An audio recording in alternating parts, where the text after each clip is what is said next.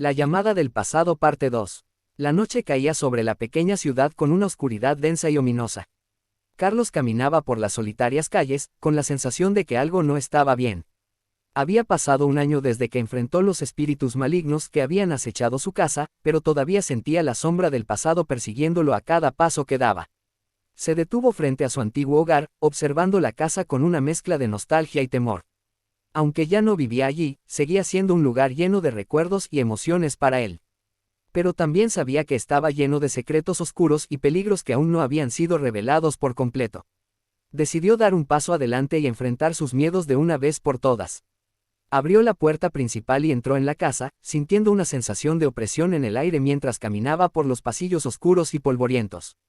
A medida que exploraba la casa, los recuerdos del pasado comenzaron a inundar su mente.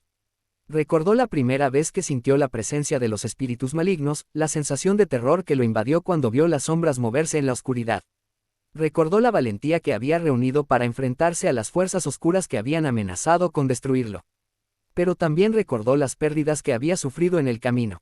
Recordó a sus seres queridos que habían sido arrastrados por las sombras, las vidas que se habían perdido en la lucha contra lo sobrenatural.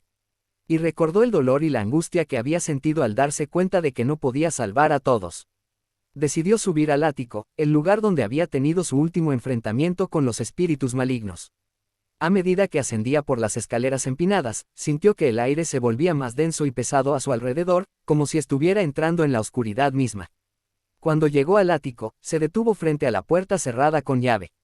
Sabía que detrás de esa puerta se escondían los secretos más oscuros de la casa, los horrores que habían sido liberados por su propia mano. Con manos temblorosas, sacó la llave del bolsillo y desbloqueó la puerta. La abrió lentamente, preparado para enfrentarse a lo que pudiera encontrar al otro lado. Lo que vio lo dejó sin aliento. El ático estaba lleno de sombras retorcidas y distorsionadas, una multitud de figuras oscuras y malévolas que se retorcían y susurraban en la oscuridad. Carlos sintió que el miedo lo paralizaba mientras observaba las sombras danzantes, preguntándose qué fuerzas oscuras había liberado en su búsqueda de la verdad. De repente, una figura se separó de la multitud de sombras y se acercó a él lentamente. Era una figura alta y esbelta, con ojos vacíos y sin vida que lo miraban con una malicia fría y despiadada. «Carlos», susurró la figura, su voz llena de odio y maldad.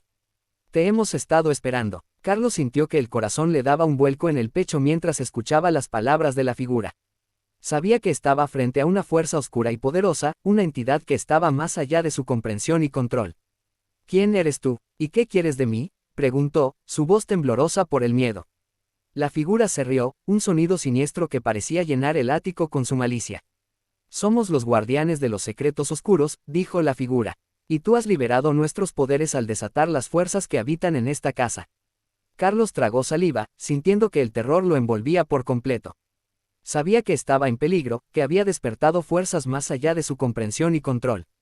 «¿Qué quieren de mí?», preguntó, su voz apenas un susurro. La figura se acercó aún más, sus ojos sin vida brillando en la oscuridad. «Queremos venganza», dijo la figura, «por haber interrumpido nuestro descanso y haber liberado el mal en este mundo». Carlos sintió que el miedo lo paralizaba mientras miraba a la figura, sabiendo que estaba enfrentando una amenaza más grande de lo que había imaginado.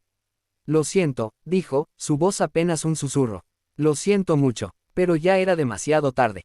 Las sombras se cerraron a su alrededor, envolviéndolo en una oscuridad densa y opresiva. Y mientras la oscuridad lo consumía, Carlos se dio cuenta de que había desatado fuerzas más allá de su comprensión y control, fuerzas que ahora estaban ansiosas por reclamar su venganza. La noche se desvaneció en la oscuridad, y Carlos se encontró atrapado en un torbellino de sombras y susurros, enfrentándose a un destino incierto y aterrador. Y mientras la oscuridad lo absorbía por completo, se dio cuenta de que su lucha contra lo sobrenatural estaba lejos de terminar, y que el precio de sus acciones podría ser más alto de lo que jamás hubiera imaginado.